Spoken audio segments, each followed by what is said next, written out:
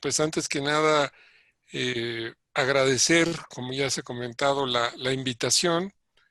eh, Esperar que ahorita ya vean la presentación. Ya está visible sí, para ustedes, creo que sí, ¿verdad? Muy bien, de verdad es un honor estar aquí, escuchar lo que ha platicado, lo que nos ha explicado Mariliana. Ha sido una verdadera cátedra, una cuestión sintética y además de verdad un documento que habrá que volver a revisar y revisar. Excelentes presentaciones también de Fernando Rojas.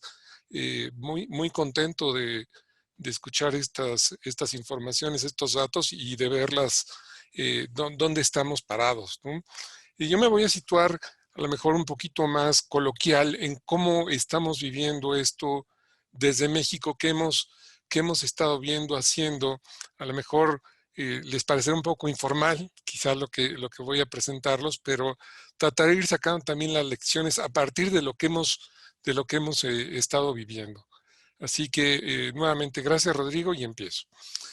Pues básicamente en esta discusión que está habiendo en Chile, felicitarlos por la discusión de la importancia que tiene considerar esto como un servicio público. El Internet es un servicio público, en nuestra opinión, es parte de la esencia de la reforma de telecomunicaciones que se realizó en 2013 en México y se hizo al más alto nivel posible que podemos hacer, que es la Constitución Política de los Estados Unidos Mexicanos, que empezó en 1917 y ha sido tan reformada, creo que tiene como 80% más del texto que tenía originalmente.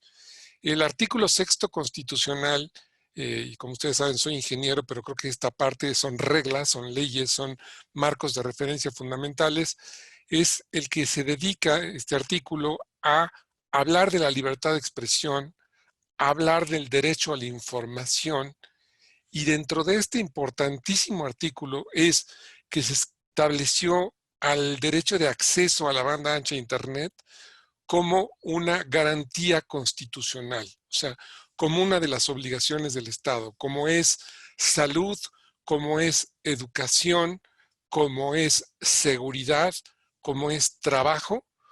Una de las garantías constitucionales en México es el acceso a la recepción de telecomunicaciones, la banda ancha de Internet.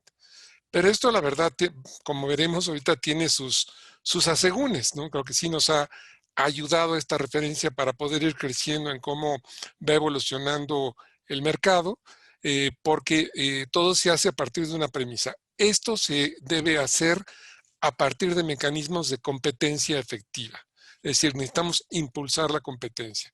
Y no olvidemos que la reforma de México nace por este aliciente, por movernos en materia de competencia. Ahora, no todo es competencia, evidentemente, como bien decía Mariliana, el Estado tiene que intervenir también para poder resolver otras necesidades de comunicación, y otro de los elementos que se contempla es que el Estado debe contar con una política de inclusión digital universal. Y como decíamos, bueno, las telecomunicaciones y dentro de ellas banda ancha de Internet han sido declarados como servicios públicos de interés general. Es decir, desde el punto de vista legal, constitucional, tenemos una buena base. Yo exhortaría quizá a verla, a revisarla. Para nosotros es fundamental este tipo de servicio, es tan importante como la electricidad, como el agua, son parte de los servicios fundamentales que ocupan el Estado. Claro, reforzándose a partir de la competencia. Durante esta pandemia, ¿no? Tuvimos una declaración de emergencia sanitaria el 30 de marzo y el 31 diversas actividades fueron clasificadas como esenciales, entre ellas las telecomunicaciones, una declaración que viene del sector salud. SST, la Secretaría de Comunicaciones, precisó algunas de las actividades que podrían, digamos, mantenerse, y tenemos ahí lo que son precisamente continuidad de las redes, salvaguarda de la seguridad de infraestructura crítica y continuar con los proyectos de cobertura social.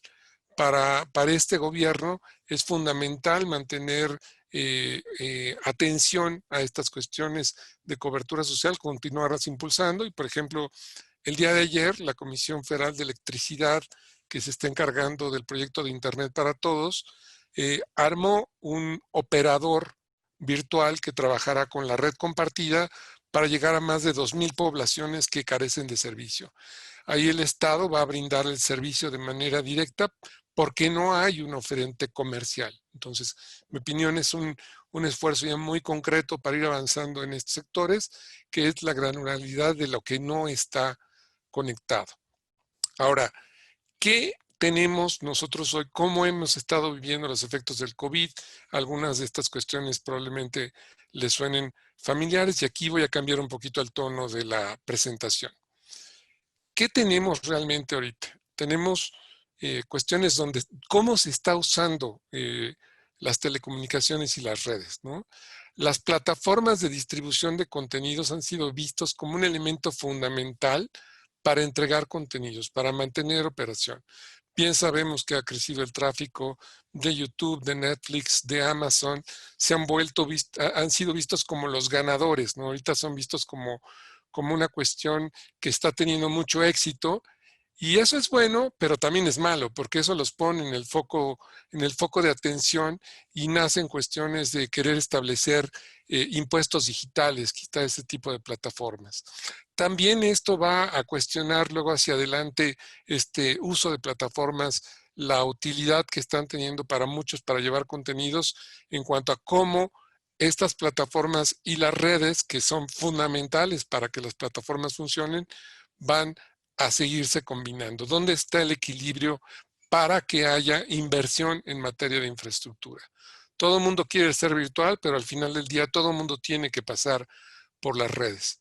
Pero las redes están mostrando, digamos, a los ojos del mundo que son fundamentales. Ya artistas actualmente han continuado su labor, ¿no? Inclusive los Rolling Stones, después de 7 años de no sacar una canción, lo hicieron a partir de este momento. Curiosamente se llama Viviendo en un Pueblo Fantasma. Y si luego tienen la curiosidad de ver el video, verán que es firmar a Londres como estaba en la pandemia, totalmente vacío, totalmente desértico. En fin, se van combinando cosas. Pero también los museos que quieren mantener también el interés, muchos de los museos funcionan por donaciones, han abierto sus plataformas a cuestiones virtuales. En fin, ¿esto a dónde voy? Hay confianza por parte de la gente en los servicios que ofrecen las redes. Y como ya decía Mariliana, las redes han respondido, las redes han estado ahí y nos han permitido mantenernos comunicados. En materia de trabajo, también hemos tenido distintas cuestiones, ¿no? Las actividades no esenciales, las empresas que tienen actividades no esenciales han hecho esfuerzos para continuar trabajando a distancia. Pero ahí podríamos verlo también un poquito en lo que comentaba Fernando Rojas, el uso que se tiene es muy básico, ¿no? La digitalización de los canales de distribución es baja en México, apenas 8.68% de los canales de distribución están realmente digitalizados, es un número bajísimo, ¿no? Para poder operar. Obviamente se han reforzado los esquemas ¿cómo se llama?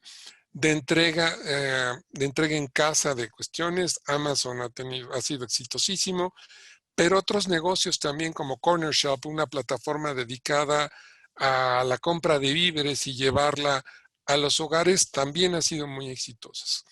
Otras no lo han sido tantos como Uber. Uber, obviamente, como hemos visto en el mundo, ha caído muchísimo, ha tenido que despedir mucha gente en muchos lados de una manera virtual, lo cual ha sido muy cuestionado por algunas autoridades, inclusive laborales. Pero en el caso de México se está viendo cómo Uber está buscando una fusión con Corner Shop, ¿no? Adquiriendo el 51% de sus acciones. Es decir, las empresas han tenido que reaccionar ante esta, pues no se llamarle nueva normalidad, ante esta realidad que es vivir en la pandemia y el tipo de usos que se están teniendo. Porque otras empresas, como tristemente también hemos visto, como ha sido el caso de Obum, han quebrado también por falta de financiamiento de capitales, precisamente quizá como una de las primeras víctimas de esto. Y esto lo estamos viendo todos los días en distintas empresas, también como Hertz, y que se dedicaba o se dedicará, espero, a la renta de coches, ¿no? La Unión Internacional de Telecomunicaciones ha sido un activo promotor, continúa con su agenda de eventos en línea. Ahorita estamos teniendo reuniones de los grupos de 4 o 5. La próxima reunión de la Junta de Radiocomunicaciones será virtual, ¿no? Realmente la OIT probablemente reactivaría su actividad presencial después de septiembre o en septiembre. Ya veremos cómo continúan evolucionando las cosas. Y plantea también temas muy vigentes, ¿no? La agenda de inteligencia artificial para el bien y for good, ¿no? Mantiene una serie de webinars y uno de ellos fue precisamente cómo se venía trabajando el tema del coronavirus. Así hubo una presentación de Corea y todo. Y otra vez las plataformas continúan respondiendo. No se hable de lo que como hoy tenemos el gusto de realizar, mantenemos una actividad virtual, como se hace con este foro, ¿no? En educación a distancia tenemos una de las mayores expresiones, creo yo, de lo que es una brecha digital. El 13 de marzo, antes de que el gobierno declarara cualquier suspensión, la mayoría de las universidades privadas y colegios privados del país suspendieron las clases presenciales para continuarlas a partir del día 17. El 17 de marzo, la Universidad Nacional Autónoma de México, la universidad más grande del país, que es universidad pública, decidió suspender clases paulatinamente. Varios en ellos han continuado trabajando a distancia, en especial en lo privado, y aquí vemos que otra parte en lo público no ha tenido la posibilidad de hacerlo. Aquí ya empezamos a ver cómo la educación probablemente va a tener un efecto no deseado en cuanto al resultado de la calidad de la educación que tenemos en nuestro país, y la brecha entre lo que se puede hacer entre lo privado y lo público se acrecienta.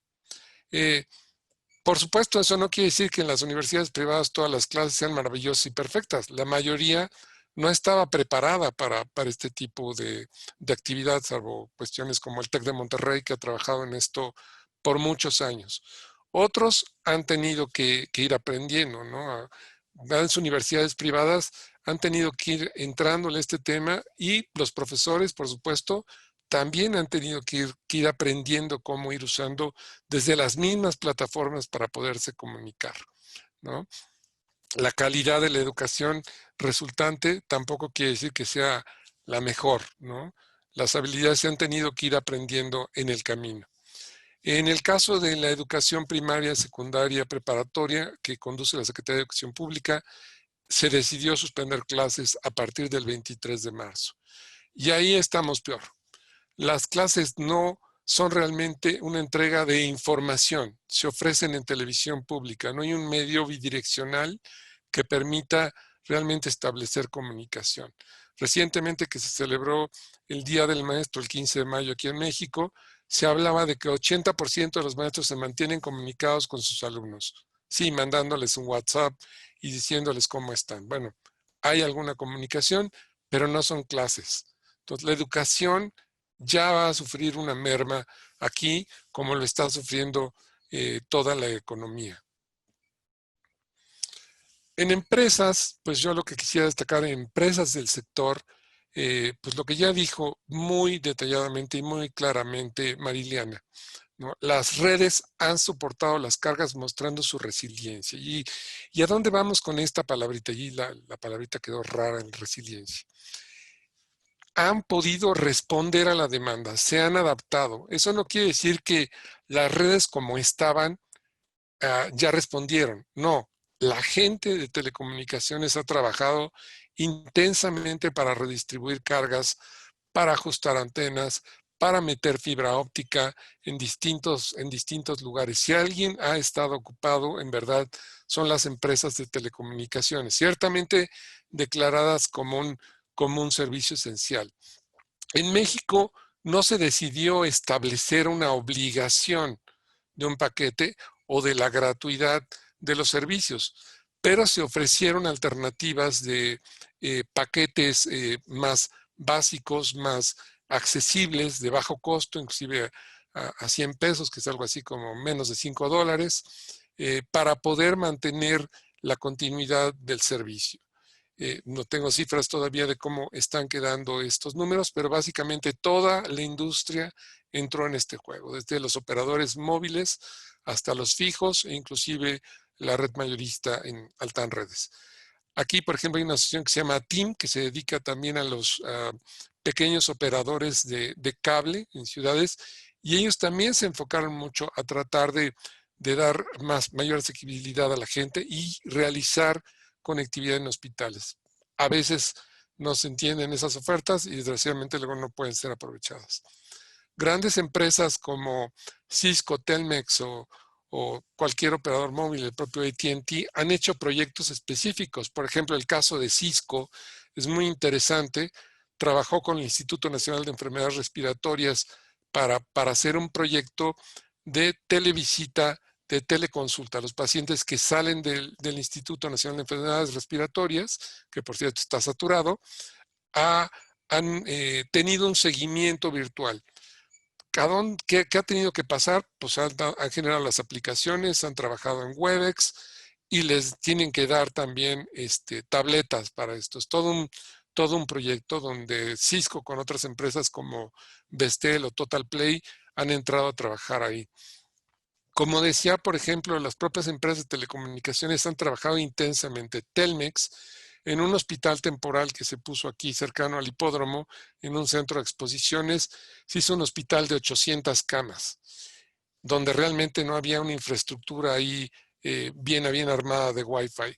Han tenido que entrar a meter infraestructura de Wi-Fi, por supuesto, toda la conectividad, donde los trabajadores de las empresas de telecomunicaciones entran con el máximo resguardo para pues no ser contagiados, ¿no? Dentro de México, por ejemplo, cuando se empieza a llegar a una carencia de camas del orden de 20%, es decir, que se usa 80% de la capacidad de camas, entre el ejército y la marina para ampliar las camas, es decir, ponen hospitales temporales. Y esos hospitales temporales requieren conectividad. Las empresas están respondiendo sin obligación, en un marco, sentimos también, de generar obviamente un buen branding para las empresas, pero de mucha solidaridad que en mi opinión es muy plausible. Y así también ha habido donaciones en dinero, ha habido donaciones en especie por parte de las empresas. En mi opinión, francamente requieren un aplauso, digamos, por parte de la sociedad porque nos están manteniendo conectados.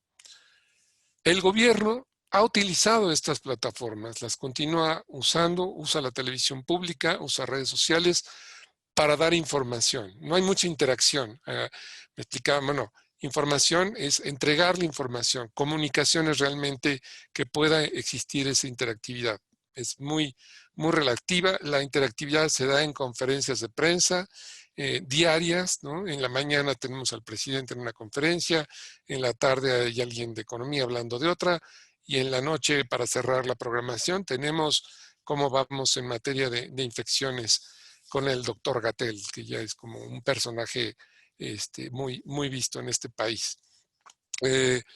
Las apps han afortunadamente sido utilizadas, ¿no?, para poder aprovechar la alta penetración que se tiene de los servicios de telecomunicaciones en smartphones, de la gente que tiene servicios de telefonía celular. Ya más del 88% tiene un smartphone, y por eso la presencia de apps ahí es fundamental. Quepa decir que, como veremos un poquito más adelante, el acceso a Internet en México, la mayoría del acceso se hace por smartphones, 95% del acceso por ese medio. Veremos que también hay otros, obviamente no es para cerrar a 100, pero la gente usa el smartphone para ser informado, para hacer videoconferencias, para tener interacción en el nivel que permite un smartphone. El teléfono de emergencia unificado, el 911, número nacional, se utiliza también para atender casos urgentes, ¿no? La app de la Ciudad de México, quizá alcancen a ver un poquito ahí, puede dar información de cómo está la ocupación de los hospitales en la Ciudad de México y el área conurbada, ¿no? de la ciudad, que incluye el Estado de México, qué hospitales están en rojo, donde no hay capacidad, en qué hospitales puede haber capacidad. Hay interactividad en esta plataforma para poder orientar a la gente en cómo llegar al hospital y estén preparados. Desgraciadamente, el gobierno, para las actividades que no han sido esenciales, básicamente se han suspendido. Es decir, la burocracia está parada en su casa. ¿Por qué? Porque no hay una cultura de gobierno digital, porque no hay una cultura realmente de poder continuar en materia de trámites con muchos de los servicios.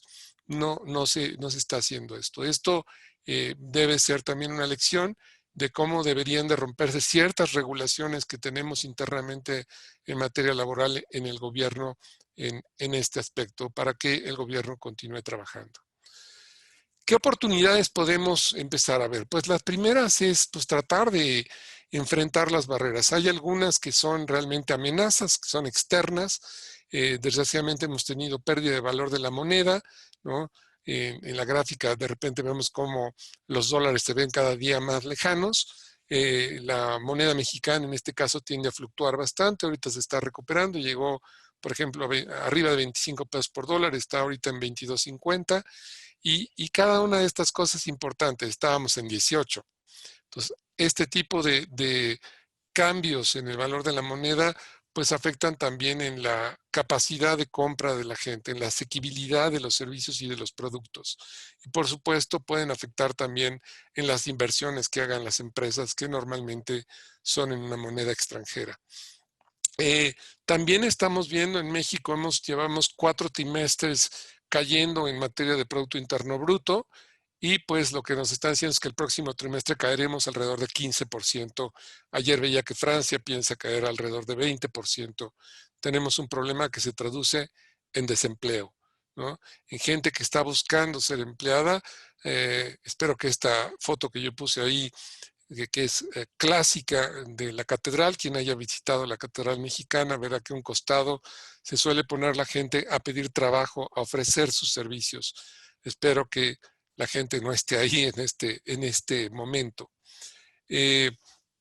Pero todas esas cuestiones que son externas son difíciles.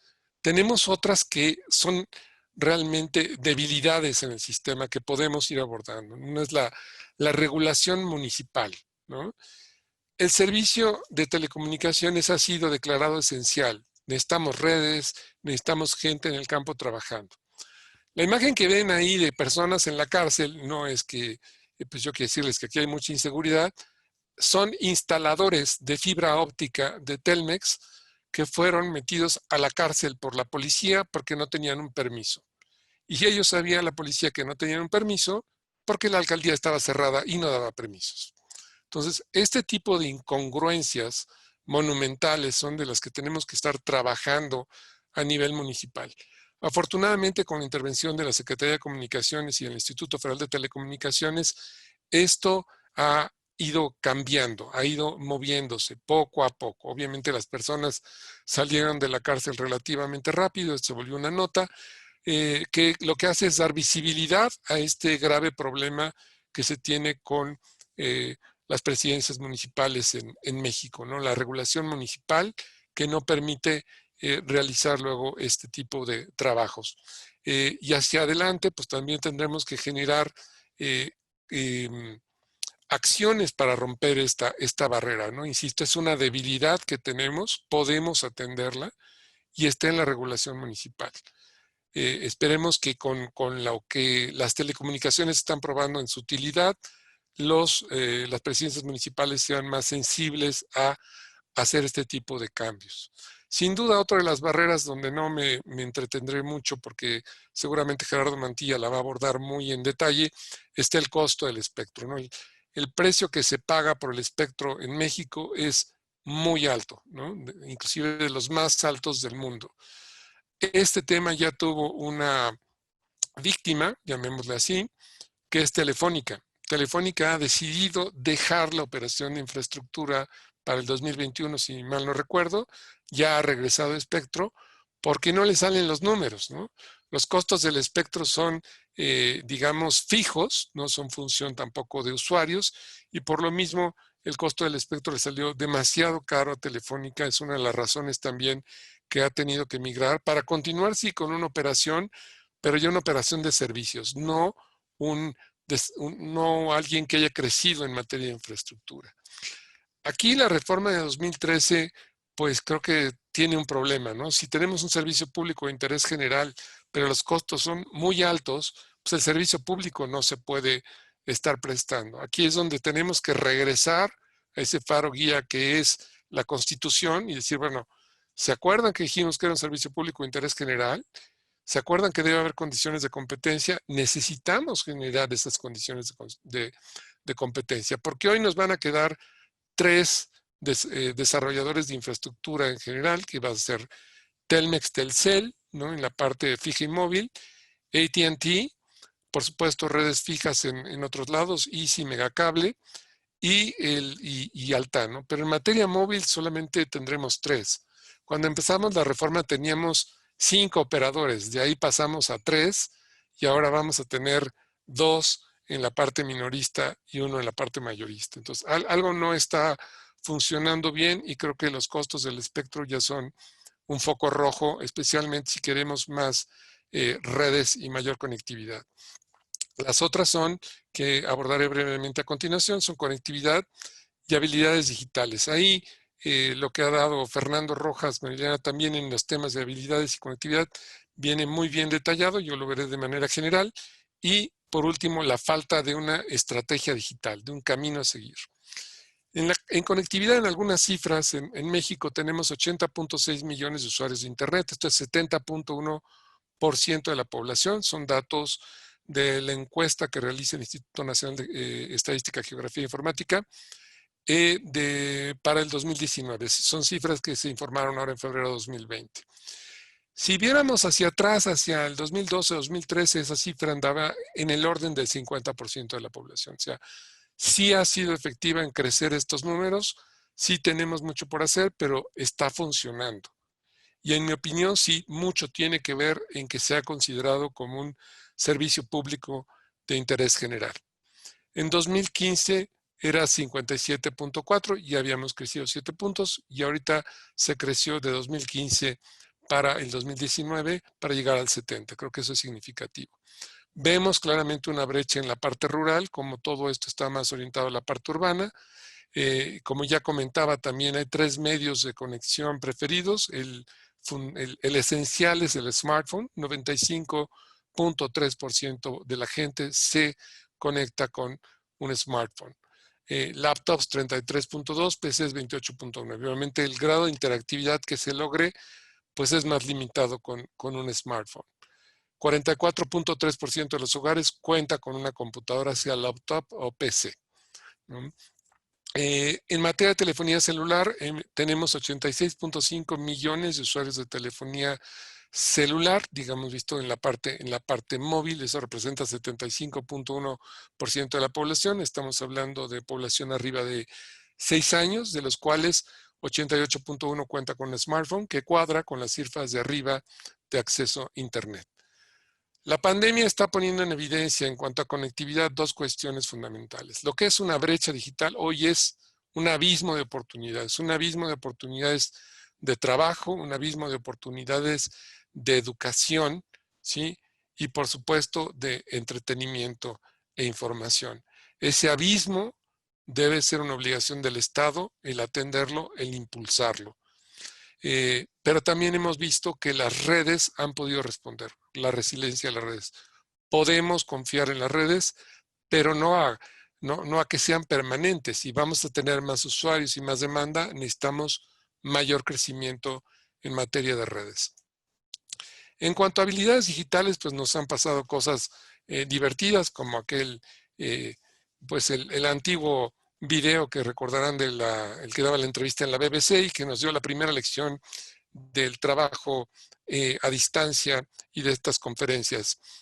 O apagamos el video o cerramos muy bien la puerta, porque si no, por ahí se van a meter los niños. O el marido que viene a hacerle una consulta a su esposa en medio de la conferencia y que pues está literalmente en calzoncillos. Entonces ahí tenemos algunas cuestiones que hemos ido aprendiendo. Obviamente en habilidades digitales tenemos todo el uso de cuestiones de cómputo. Aquí me oriento un poco más a lo que ya hemos ido aprendiendo los que tenemos la suerte de poder tener este tipo de conectividad y de instrumentos. Tenemos que trabajar orientado a objetivos, no al número de horas de oficina. Hay que planear el trabajo.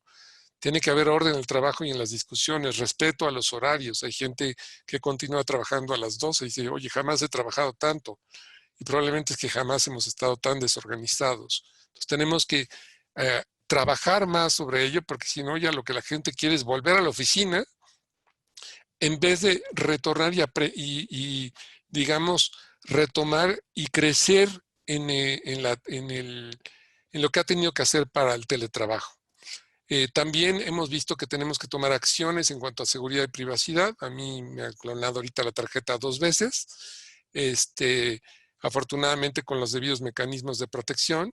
Y también tenemos que ser muy cuidadosos dónde nos estamos metiendo, ¿no? Hay ransomware, hay cuestiones de seguridad que pueden vulnerar todo lo que serían nuestros datos. Por ahí vi una pregunta que cómo se balancea la apertura en regulación y la ciberseguridad. En mi opinión son dos cosas que pueden muy bien amalgamarse, no hay ningún conflicto y buena parte de la seguridad empieza en casa. ¿Dónde nos metemos?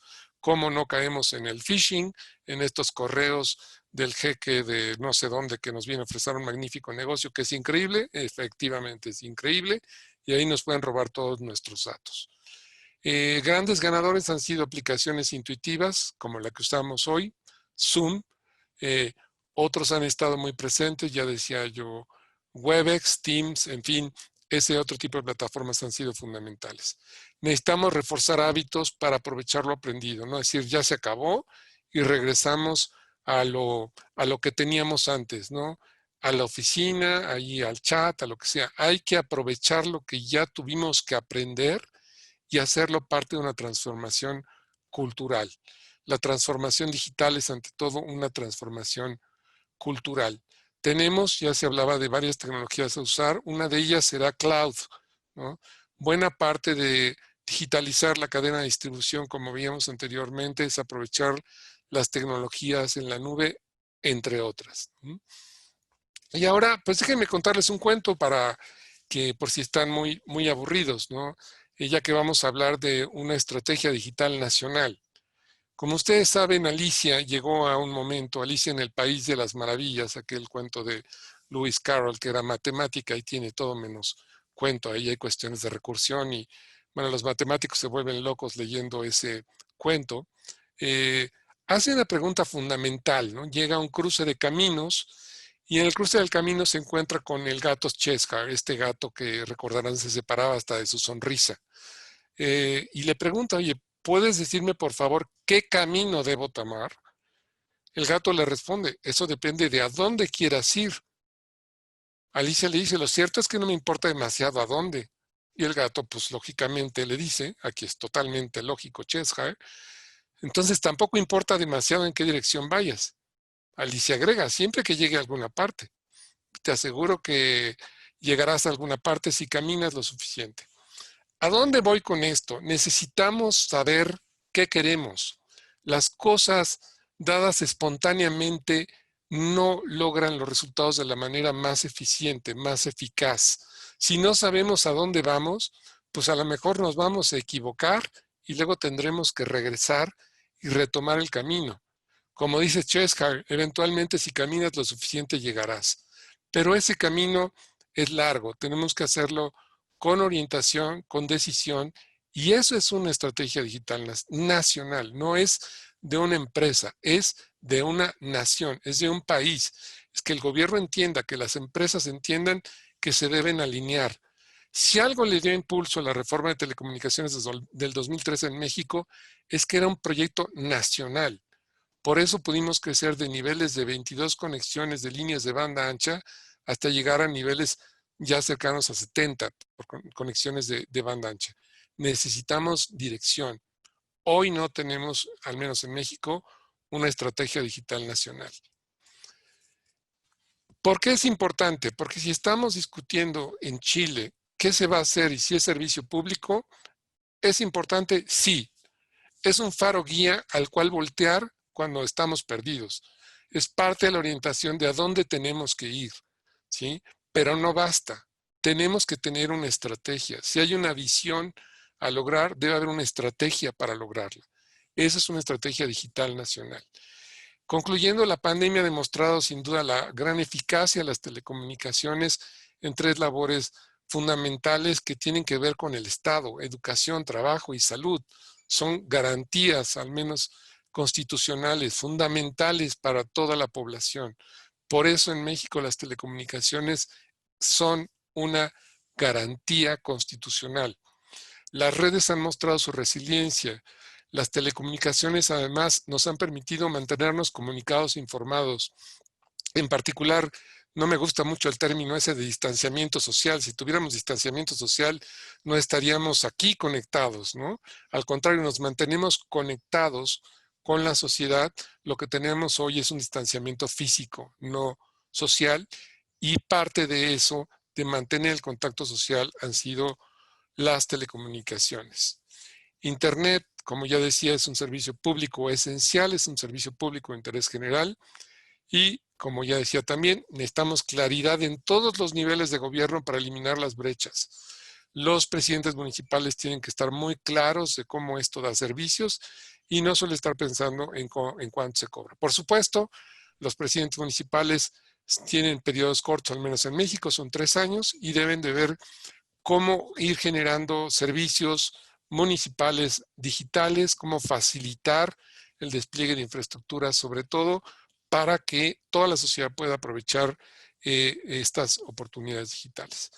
Pues eso es todo. Muchísimas gracias otra vez, Rodrigo, y estoy a sus órdenes para cualquier comentario.